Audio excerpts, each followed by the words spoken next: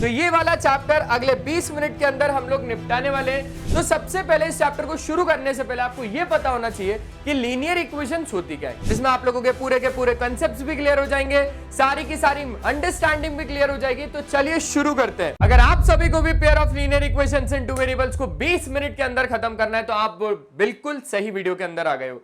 तो आ जाइए देख लेते कि इस 20 मिनट में हम लोग इस चैप्टर को कैसे करने वाले हैं, वो भी बहुत ही ज्यादा इंपॉर्टेंट क्वेश्चंस के साथ, जिसमें आप लोगों के पूरे कंसेप्ट्स भी क्लियर हो जाएंगे, सारी की सारी अंडरस्टैंडिंग भी क्लियर हो जाएगी। तो चलिए शुरू करते हैं। तो ये वाला चैप्टर अगले 20 मिनट के अंदर हम लोग निपटाने वाले हैं। जैसा कि आप लोगों को पता है, और अगर नहीं पता तो मैं बता देता हूं कि मैं हूं किशोर तेजवानी, आप लोगों का मैथमेटिक्स मेंटर, और हमेशा की तरह आज भी स्वागत करता हूं आपका वेदांतु सीबीएसई 10th में। तो सबसे पहले इस चैप्टर को शुरू करने से पहले आपको यह पता होना चाहिए कि लीनियर इक्वेशंस होती क्या है, क्योंकि जब हम लोग भाई इसके बड़े भाई से मिलने चलेंगे तो पहले छोटे भाई से तो मिलके आना पड़ेगा ना। तो चलिए जल्दी से मैं आप लोगों को एक छोटी सी चीज क्लियर कर देता हूं, जो कि है लीनियर इक्वेशन। देखो, एक ऐसी इक्वेशन, यहां पर इक्वेशन का मतलब क्या है कि इक्वल टू का साइन तो होगा सर, और लीनियर का क्या मतलब है कि भाई एक ऐसा वेरिएबल जिसकी हाईएस्ट पावर कितनी होगी, 1 होगी। ठीक है, तो वही लिखा है, an equation which can be put in the form of ax plus b y plus c बराबर 0। देखो बराबर 0 आया, इसलिए हमने इसको इक्वेशन बोला। हर एक वेरिएबल यहां पर x और y, इनकी पावर्स कितनी है सर जी, 1 1, इसलिए हमने इसको लीनियर बोला। जहां पर a b और c आपके रियल नंबर्स है, रियल नंबर यानी ये रैशनल भी हो सकते हैं और ये इरैशनल भी हो सकते हैं, and both a and b are non zero is a linear equation in two variable. और जो यहां पर a और b होंगे ना, वो नॉन जीरो यानी जीरो नहीं हो सकते। यार अगर जीरो होंगे तो आप मुझे खुद एक बात बताओ, अगर यहां पर a को या b को जीरो कर दिया, ठीक है, या फिर किसी भी एक को कर दिया या फिर दोनों को कर दिया, तो आपके पास क्या बचेगा, सिर्फ और सिर्फ c बराबर 0। तो हम कांस्टेंट के लिए थोड़ी ना खेल रहे हैं, हम तो खेल रहे हैं किसके लिए, लीनियर इक्वेशंस के लिए। अब एक वेरिएबल वाला भी और दो वेरिएबल वाला भी, दोनों पढ़ लेते हैं। ये था linear equation in two variable. क्यों? क्योंकि यहां पर x और y दो वेरिएबल्स थे। ठीक है सर, इसका एग्जांपल अगर मैं आप लोगों को लिखने के लिए बोलूं तो आप लोग क्या लिखोगे सर जी, 2x प्लस 3y प्लस 4 बराबर 0। यहां पर कितना हो गया, x और y दो वेरिएबल्स हो गए। ठीक है, तो ये क्या हो गया, linear equation in two variable. थोड़ा जल्दी से शॉर्ट में लिख रहा हूं क्योंकि 20 मिनट के अंदर इस पूरे चैप्टर को उड़ाने वाले हैं। अब मैंने बोला कि यार एक काम करते हैं, हम linear equation in one variable लिखते हैं। तो आपने बोला ठीक है सर, 2x प्लस 3 बराबर 0। यहां पर आप देख पा रहे हो x नाम का एक ही वेरिएबल है। ठीक है सर x मत लिया करो, बहुत बेकार लगता है। मैंने बोला नहीं बेटा, इसी को तो उड़ाना रहता है, और यहां पर इसी चैप्टर में हम इसी को उड़ाना सीखेंगे। बोले ठीक है सर, फिर तो मजेदार चीज है ये। तो यहां पर x नाम का एक वेरिएबल है और linear equation in one variable है। क्लियर हो गया? चलो आगे बढ़ाते हैं। अब इसी लीनियर इक्वेशन के सॉल्यूशंस कैसे निकलते हैं। तो सॉल्यूशन ऑफ एन इक्वेशन, अगर हम लोग बात करें x और y का एक पर्टिकुलर ऐसा सॉल्यूशन, x और y की एक ऐसी पर्टिकुलर वैल्यू जब मैं यहां पर रख दूं और मेरे को RHS में 0 मिल जाए। मेरी बात अच्छे से समझना, यहां पर x और y की एक ऐसी वैल्यू, x और y की एक ऐसी वैल्यू जब मैं इसमें उठा के रख दूं तो मुझे इस पूरे इक्वेशन को सॉल्व करने के बाद 0 मिल जाए, वही होगा इसका सॉल्यूशन। जैसे मैंने बोला चलो ठीक है, एक काम करते हैं, मेरे को यहां पर x की एक ऐसी वैल्यू बता दो, मेरे को यहां पर x की एक ऐसी वैल्यू बता दो जब मैं इसमें रखूं तो मेरे को पूरा एज अ होल 0 मिले। आपने बोला सर x की वैल्यू यहां पर -3/2 रख दो। क्या? x की वैल्यू -3/2 रख दो, और यहां पर कितना हो जाएगा, +3। जब आपने इसको सॉल्व किया तो -3 + 3 कितना हो जाएगा, 0 हो जाएगा। यानी आपने x की जगह पे एक ऐसी वैल्यू रखी जहां पर आपको 0 मिल गया। तो ये क्या हो गया, ये हो गया इसी इक्वेशन का सॉल्यूशन। ये जो आपने -3/2 रखा, ये जो आपने -3/2 रखा, ये इस इक्वेशन का क्या हो गया, सॉल्यूशन हो गया। क्लियर है? चलिए नेक्स्ट आगे बढ़ते हैं। अब जो बात आ रही है वो आ रही है pair of linear equation in two variables की। यानी भाई एक मेरे को बात बताओ, अभी जस्ट जब हम लोगों ने ये चैप्टर को शुरू किया तो हमने पढ़ा linear equation in two variables. अब बात कर रहे हैं pair of linear equation in two variable, यानी अब हमारे पास पेयर में होंगी चीजें। आप लोग जूते खरीदने जाते हो, खाते बाद में हो लेकिन पहले तो खरीदते हो ना। तो जब आप खरीदते हो तो एक खरीदते हो कि दो खरीदते हो? सर जी जूता लेगा तो जोड़ी में ही लेगा ना, वही बात आ रही है। तो यहां पर आपके पास दो इक्वेशन होगी। अब सर दो इक्वेशन यानी ax plus b y plus c बराबर 0 और दूसरी ax plus b y plus c बराबर 0। दोनों के दोनों जूते सेम साइज के हैं। दोनों के दोनों जूते सेम साइज के हैं, लेकिन आप कैसे पता लगा पाओगे कि सर ये लेफ्ट वाले पैर का ये राइट वाले पैर का? कैसे? a1x plus b1y plus c1 बराबर 0, a2x plus b2y plus c2 बराबर 0। यानी ये जो जूता है ये पहले पैर का है 1 1 1, ये जो जूता ये दूसरे पैर का है 2 2 2 2 2 2 2 तरह। ठीक है, अब आगे बढ़ते हैं, थोड़ा सा और आगे बढ़ते हैं भाई। इन्हीं दोनों इक्वेशन को सॉल्व करने के लिए आपके पास दो मेथड्स होते हैं। एक तो होता है ग्राफिकल मेथड, एक तो होता है ग्राफिकल मेथड और दूसरा होता है अलजेब्रिक मेथड।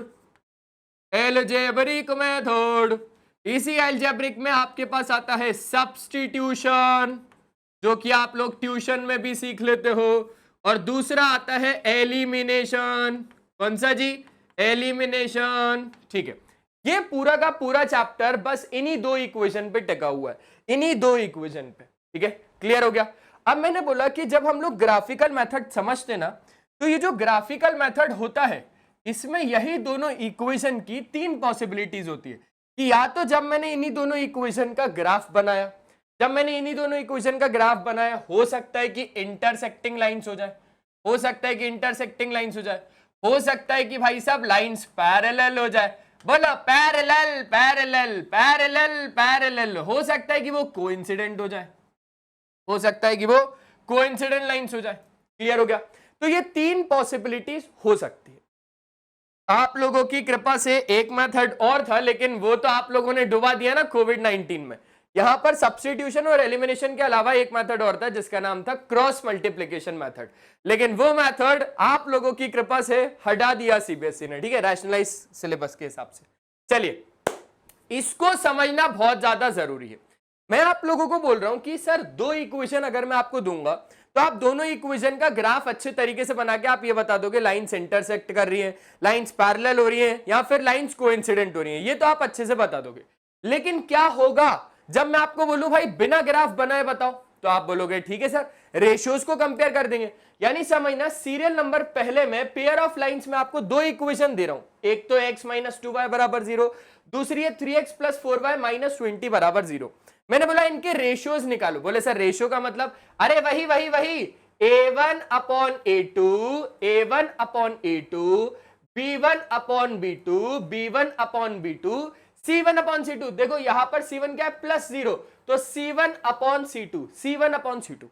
अब आप यहां पर एक चीज को देखना भाई, जब a1 upon a2 b1 upon b2 के इक्वल नहीं है तो फिर क्या c1 अपॉन c2 के इक्वल कहां से हो जाएगा? इक्वल ही नहीं है। अगर ये इक्वल ही नहीं है यानी कि सर जी यहां पर तो इंटरसेक्टिंग लाइंस है, यहां पर तो इंटरसेक्टिंग लाइंस है। अब इंटरसेक्टिंग लाइंस का तो सिर्फ और सिर्फ एक ही सोल्यूशन होता है।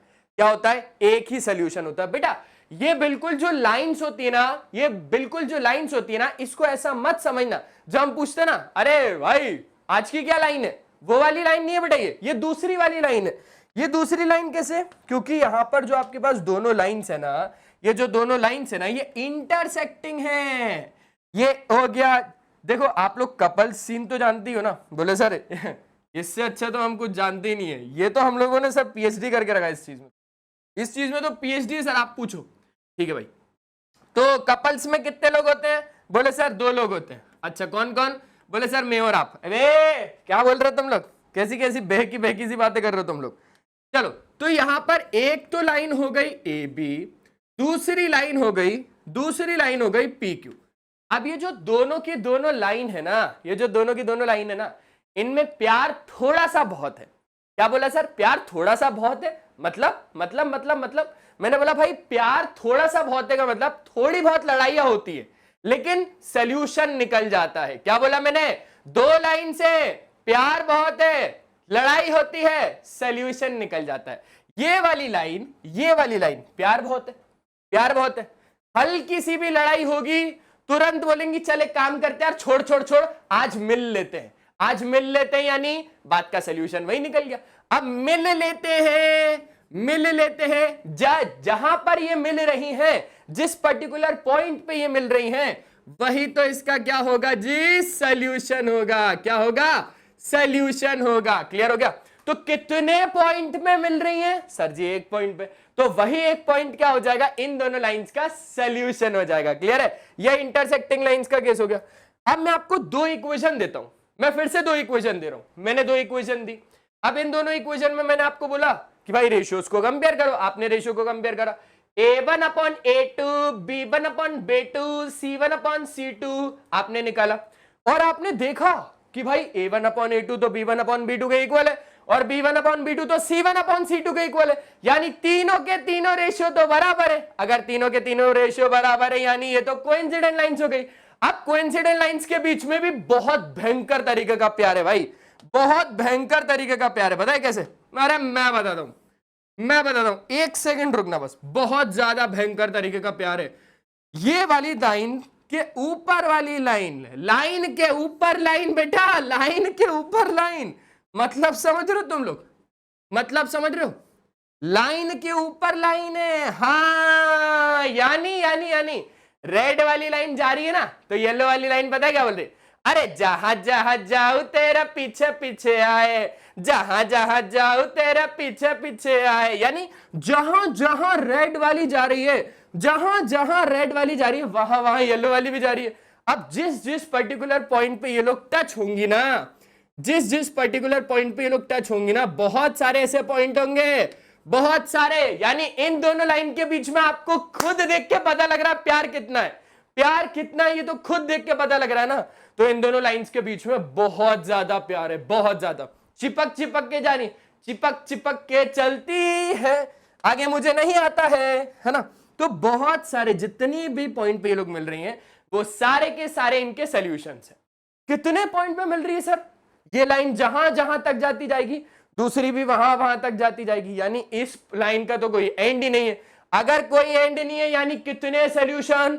बहुत सारे, इनफाइनाइटली मेनी सॉल्यूशंस। ठीक है, दूसरा वाला भी समझ गया सर, समझाते तो एक नंबर हो, मैंने बोला बचपन से।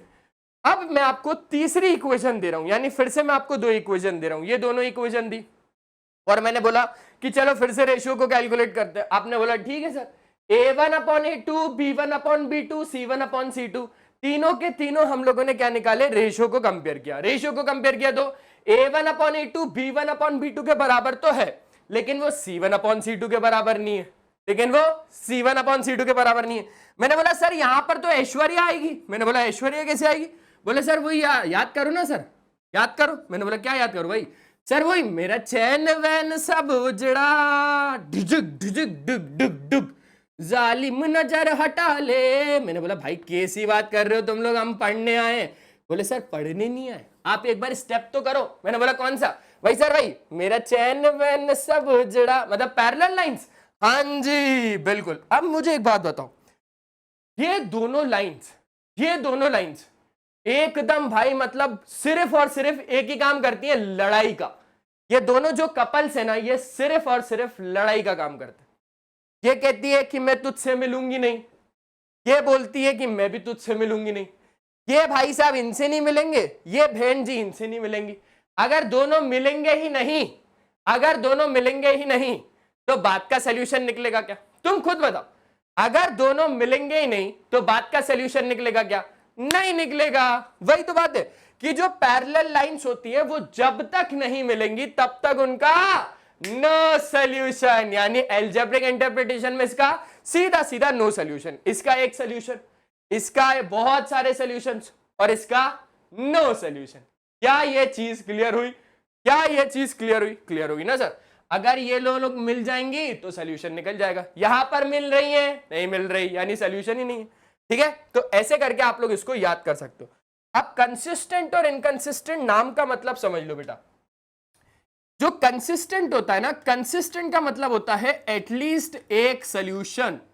कंसिस्टेंट का मतलब होता है एटलीस्ट एक सॉल्यूशन, और इनकंसिस्टेंट का मतलब होता है इनफाइनाइटली मेनी सॉल्यूशन नहीं, नो सॉल्यूशन। मैं आपके घर पे आया और मैंने बोला भाई मैं कम से कम 3 रोटी तो खाऊंगा, भूख बहुत तेज है। आपने बोला सर कम से कम, यानी आप 2 रोटी तो नहीं खाओगे, आप 2.5 रोटी भी नहीं खाओगे, आप 3 तो खाओगे, 3 से ज्यादा ही खाओगे, लेकिन 3 से कम तो नहीं खाने वाले। यानी 3 से ज्यादा, यानी कितनी, 9, 10, 15, 18, 1500, 4000, 1 लाख रोटियां भी खा सकता हूं। बोले सर आपका शरीर देख के लगता नहीं है, रहने दो आप। मैंने बोला अच्छा ठीक है भाई, मजाक उड़ा लो यार, ऐसा मत करो यार, लेकिन तुम लोग एटलीस्ट एक सोल्यूशन भी है, साथ साथ में बहुत सारी भी खा सकता हूं, यानी इनफाइनाइटली भी मेनी, यानी इनफाइनाइटली मेनी भी इधर ही आएगा, हाँ या फिर ना। तो बस इधर से आप ऐसा समझो, जिसका एक सोल्यूशन होगा वो कंसिस्टेंट, जिसके बहुत सारे सॉल्यूशंस होंगे वो कंसिस्टेंट। इनकंसिस्टेंट किसको कहते हैं, जिसका कोई सॉल्यूशन ही नहीं होता। अब सॉल्यूशन किसका नहीं होता, जो दोनों कपल एक दूसरे से नाराज बैठते हैं, जो दोनों कपल कभी मिलते ही नहीं है, यानी कि पैरेलल पैरेलल पैरेलल पैरेलल, ठीक है। तो ये जो पैरेलल वाले हैं ना, इनका नो सॉल्यूशन होता है जी। क्लियर हो गया, चलिए आगे बढ़ाते हैं। ये कुछ ऐसे दिखते हैं, एक पॉइंट पे मिली यानी एक सॉल्यूशन, मिलेंगी ही नहीं यानी नो सॉल्यूशन, बहुत सारा प्यार है भाई, बहुत सारा प्यार है यानी मिलते जा रही है। सर जी आज की क्लास ऐसा थोड़ा रोमांटिक तरफ नहीं जा रही है। मैंने बोला अबे ऐसा वैसा मत समझना, रोमांटिक तरफ जा रही है, बिल्कुल रोमांटिक तरफ नहीं जा रही है, क्योंकि ये क्लास ही रोमांटिक है आज की, तो है ना। ठीक है सर, तीनों की तीनों हम लोगों ने केसेस को पढ़ लिया। आ जाइए अब बढ़ाते थोड़ा सा आगे। जो ग्राफिकल मेथड होता है ना, इसमें इक्वेशन को कैसे सॉल्व करते हैं। दो इक्वेशन है, इसी इक्वेशन में x और y दो वैल्यूज रखनी। एक बार x की वैल्यू 0 डालो तो y की वैल्यू भी 0 आएगी, एक बार आप y की वैल्यू कुछ डालो तो x की वैल्यू आएगी। यहां तो फिर आप ऐसा कर सकते हो, x की वैल्यू डालते जाओ y की वैल्यू आती जाएगी, x की वैल्यू डालते जाओ y की वैल्यू आती जाएगी, और इन्हीं को आपको ग्राफ पे बताना है। तो एक पॉइंट पे इंटरसेक्ट करी यानी ये दोनों की दोनों इक्वेशन इंटरसेक्टिंग है, ऐसे भी पता चल जाता है। लेकिन हमने तो कंपेयरिंग द रेशियो से ही पता लगा लिया ना, यही दोनों की दोनों इक्वेशंस को कंपेयरिंग द रेशियो से ही पता लगा लिया कि इंटरसेक्टिंग है, हमें तो ग्राफ बनाने की जरूरत ही नहीं पड़ी। बट अगर कभी भी आपको ग्राफ बनाने को बोलेगा ना, तो आपको ग्राफ तो बनाना पड़ेगा, बिल्कुल बिना ग्राफ के तो हो ही नहीं पाएगा। यहां पर हमें इन दोनों इक्वेशन को सब्स्टिट्यूशन मेथड में सॉल्व करना है। चलो आ जाओ सब्स्टिट्यूशन मेथड से सॉल्व कर लेते हैं। आपको क्या करना है, ये वाली इक्वेशन को पहला नाम देना है, ये वाली इक्वेशन को दूसरा नाम देना है। कौन सी वाली आसान लग रही है सर जी, दूसरी वाली। दूसरी में से x आसानी से निकल जाएगा, कैसे, x बराबर कितना हो जाएगा 3 - 2y। अब इसी x को उठाओ, इस पहली वाली इक्वेशन में डालो, जो दूसरी से निकाला हम दूसरी में नहीं डालेंगे, हम डालेंगे पहली में। x की जगह पे 3 - 2y डाला, यानी 7 × 3 - 2y माइनस 15y बराबर कितना हो जाएगा 2। 7 3 जा 21 - 7 2 जा 14y माइनस 15y बराबर कितना हो जाएगा आपके पास 2। ये हो जाएगा -29y बराबर 2 - 21, यानी कि -29y बराबर हो जाएगा -19, माइनस से माइनस कट जाएगा, y बराबर कितना आ जाएगा 19/29। y की वैल्यू आई, आप किसी भी इक्वेशन में उठाना, किसी भी इक्वेशन में रख देना, पहली या दूसरी किसी में भी। मैं तो बोल रहा हूं y को सीधा इसमें डालोगे तो यू विल गेट कितना, x मिल जाएगा। y को डालना तो x मिल जाएगा। क्लियर हो गया, क्लियर हो गया सर। अब करते हैं दूसरी वाली बात, यानी कि एलिमिनेशन मेथड की। कौन सी वाली सर जी, एलिमिनेशन मेथड। अब ये जो एलिमिनेशन मेथड है, इसमें क्या करते हैं सर, या तो x या तो y, दोनों में से किसी भी एक इक्वेशन के कोफिशिएंट्स को सेम कर लो, या तो x या तो y, दोनों में से किसी भी एक इक्वेशन के कोफिशिएंट्स को सेम कर लो। ठीक है, तो मैंने बोला पहली इक्वेशन है x + y बराबर कितना आपके पास 5, दूसरी इक्वेशन है 2x - 3y बराबर 4। देखो पहली इक्वेशन में किससे मल्टीप्लाई करूं ताकि x या y किसी भी एक का कोफिशिएंट सेम हो जाए। बोले सर 2 से कर लो। किससे कर लो जी, 2 से। तो ये हो जाएगा 2x + 2y बराबर 10। ये कर लो 2x - 3y बराबर 4। अब मैंने दोनों की दोनों इक्वेशन को सॉल्व किया, नीचे वाली इक्वेशन के साइन को करना चेंज, ये प्लस का है तो माइनस, ये माइनस का है तो प्लस, ये प्लस का है तो ये माइनस, प्लस माइनस कट गया। 2y 3y कितना हो जाएगा जी 5y, 10 - 4 कितना हो जाएगा 6, y की कितनी वैल्यू आ जाएगी 6/5। अब इसी y को उठाओ, किसी भी एक इक्वेशन में डाल दो। इसी y को उठाया, इस इक्वेशन में डाला तो आपको x मिल गया। x कितना मिलेगा, ये हो जाएगा 2x - 3 टाइम्स ऑफ 6/5 बराबर कितना 4। 2x - 18/5 बराबर 4। 2x बराबर 4 + 18/5। 2x बराबर 5 4 जा 20, 20 30 38/5, यानी ये हो जाएगा x बराबर 38/10।